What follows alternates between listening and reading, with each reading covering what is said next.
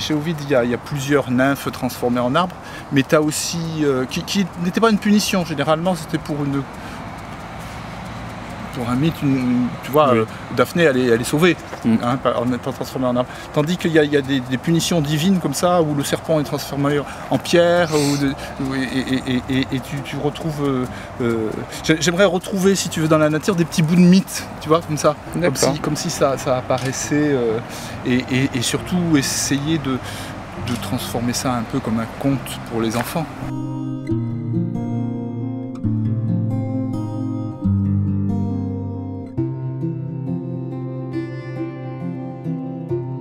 Au départ, c'est le dieu Amour qui a jeté un sort à Apollon en jetant une flèche en or sur Apollon pour se venger parce que, alors je sais plus, je crois que Apollon s'était moqué du dieu Amour en lui disant qu'il était inefficace, voilà, que son arc ne servait à rien et que c'était un petit dieu de rien du tout. Donc il a jeté une flèche en or pour que Apollon devienne amoureux, et c'est pour ça qu'il court après Daphné, mais il a aussi envoyé une flèche en plomb sur Daphné pour qu'elle le rejette. Hein. Voilà, donc c'est pas très naturel cette histoire. C'est un peu n'importe quoi.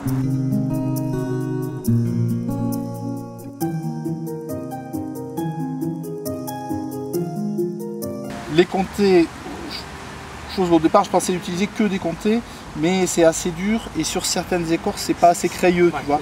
Ah ouais. Et ça vient pas du tout dessus. Ouais. Il faut que je fasse un mélange selon les moments. Et alors bizarrement aussi, c'est qu'il y a des écorces qui sont humides et ça glisse. Et pour l'instant, il n'y a pas un arbre pareil.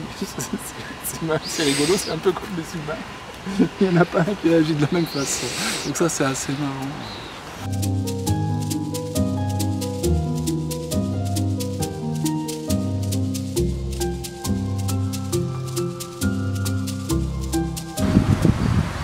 Donc tout bêtement, je peins sur ces cailloux et de la même façon que sur les arbres, je me sers des nœuds, des écorces, des aspérités, etc. Quand j'entreaperçois une forme qui me fait penser à un visage, ben sur les cailloux c'est un peu la même chose. C'est-à-dire la forme déjà un peu arrondie rappelle souvent une tête, et puis des fois une saignée pour faire penser à une bouche, ou à une balafre, ou à une mèche, voilà. Donc on a toutes sortes de personnages.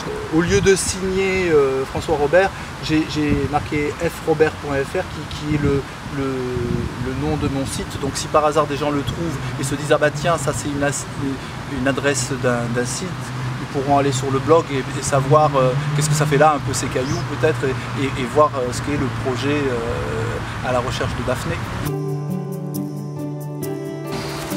Alors tu peins différemment sur les cailloux, hein, c'est ça? Oui, je peins à l'acrylique, à la peinture acrylique pour que ça tienne un peu plus, parce que bon, déjà le pastel accroche très bien sur l'écorce, sur le bois, hein, c'est presque comme du papier ou du carton, tandis que sur les cailloux le pastel accroche bien, mais ce qu'il y a c'est qu'il s'efface tout de suite. Donc en les plantant en terre, etc., ça ne tiendrait pas. D'où le fait que j'ai choisi de peindre à l'acrylique pour que ça soit un peu plus fort, qu'on les voit un peu plus de loin aussi parce qu'ils sont plus petits, et puis que ça tienne un peu plus, parce que bon, j'espère que ces cailloux seront bien perdus et certains seront enfouis dans le sol peut-être 1 an ou 2, voire plus, et qu'on les retrouvera beaucoup plus tard, et en se demandant ce que c'est que ces choses-là, et est-ce que ce sont des dieux qui ont transformé des hommes en gnomes caillouteux.